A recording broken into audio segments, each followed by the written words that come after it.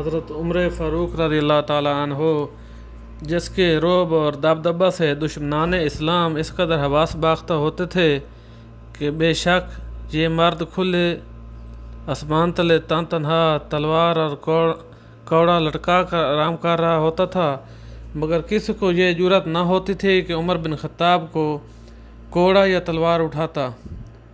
حضرت عمر فاروق رضی اللہ تعالیٰ عنہ دوسرے خلیفہ راشد ہیں۔ نبی اکرم صلی اللہ علیہ وآلہ وسلم اور حضرت ابو بکر صدیق رضی اللہ تعالیٰ عنہ کے بعد آپ کا رتبہ بہت بلند ہے۔ آپ کے بارے میں رسول اکرم نے فرمایا، میرے بعد اگر کوئی نبی ہوتا تو عمر ہوتا۔ یہ ترمذی شریف کی حدیث ہے۔ عمر کی زبان پر خدا نے حق جاری کر دیا ہے، جس راستے سے عمر گزرتا ہے شیطان وہ راستہ چھوڑ دیتا ہے۔ بخاری اور مسلم شریف میں حدیث موجود ہے۔ میرے بعد ابو بکر اور عمر کی اقتداء کرنا۔ آپ صلی اللہ علیہ وسلم ہجرت نبوی کے کچھ عرصہ بعد 20 افراد کے ساتھ اعلانیہ مدینہ کی ہجرت کی۔ آپ نے تمام غزوات میں حصہ لیا۔ 634 عیسوی میں خلافت کے منصب پر فیض کیا۔ 644 عیسوی تک اس عہدہ پر کام کیا۔ آپ کے دور خلافت میں اسلامی سلطنت کی حدود 22 لاکھ مربع میل تک پھیل چکی تھی۔ آپ کے انداز حکمرانی کو دیکھ کر ایک غیر مسلم یہ کہنے پر مجبور ہو گیا کہ اگر عمر کو 10 سال خلافت کے اور ملتے ہیں تو یہ دنیا سے کفر کا نام و نشان مٹا دیتے۔ حضرت عمر فاروق کا زمانہ خلافت اسلامی فتوحات کا دور تھا۔ اس میں دو بڑی طاقتوں ایران و روم کو شکست دے کر ایران، عراق اور شام کو اسلامی سلطنتوں میں شامل کیا۔ بیت المقدس کی فتح کے بعد آپ خود وہاں تشریف لے گئے۔ حضرت عمر فاروق رضی اللہ تعالیٰ عنہ کا مشہور قول ہے کہ اگر دریائے فرات کے کنارے ایک کتا بھی پیاسا مر گیا تو عمر سے پوچھا جائے گا۔ اس قدر خوف خدا رکھنے والا راتوں کو جاگ کر رعایا کی خدمت اور ان کی زبان سے نکلے ہوئے الفاظ کی تائید میں سورہ نور کی آیات مبارکہ کا نازل ہونا، جس نے اپنی آمد پر مدینہ کی گلیوں میں اعلان کیا،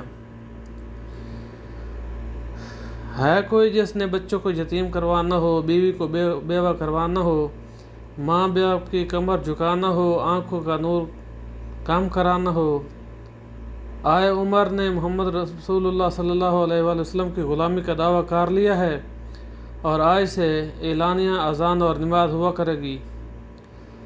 حضرت عمر فاروق رضی اللہ تعالیٰ عنہ سب سے پہلے امیر المومنین کہہ کر پکارے گئے۔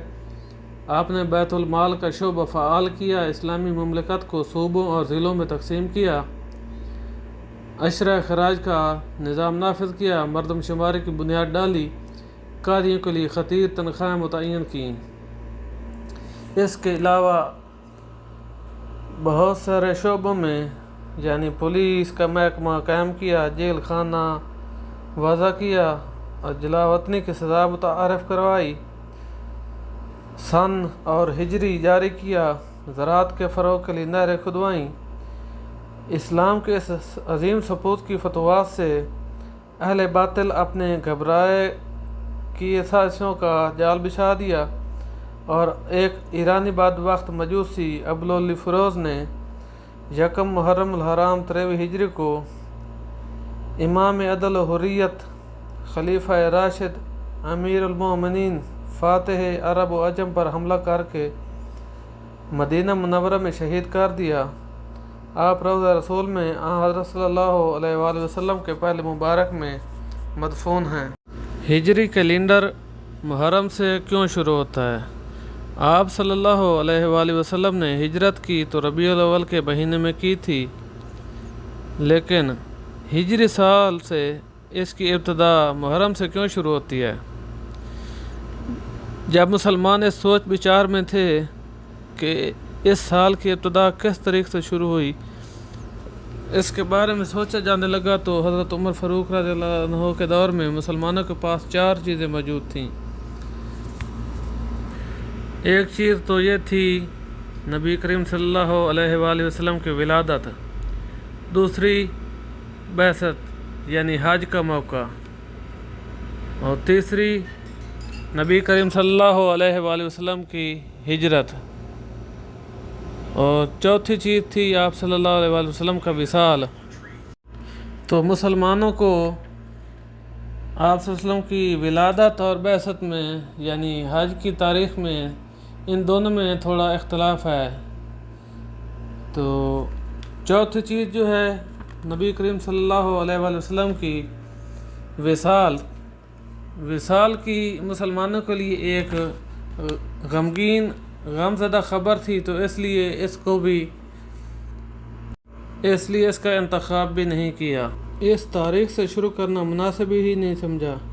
تو سوال یہ پیدا ہوتا ہے کہ جب ہجرت کے موقع پر انصار نے بیعت کی تھی رسول پاک کی حج کے موقع پر، تو انصار نے کیا کہا تھا؟ انہوں نے کہا تھا کہ آپ صلی اللہ علیہ وسلم آپ تشریف لائیں، ہم آپ کی جان مال کی حفاظت کریں گے۔ تو آپ صلی اللہ علیہ وسلم نے ہجرت کے بعد حج کے موقع پر ہجرت کی، تو اسی لیے محرم کو اسلامی تاریخ کی ابتدا سے ہی شروع کیا گیا۔ حضرت عمر فاروق رضی اللہ تعالیٰ عنہ کے دور میں یعنی ان کی وفات بھی یکم محرم سے شروع ہوتی ہے، تو اس لیے محرم کو بھی یکم محرم سے ہی اسلامی مہینہ کی ابتدا شروع ہوئی۔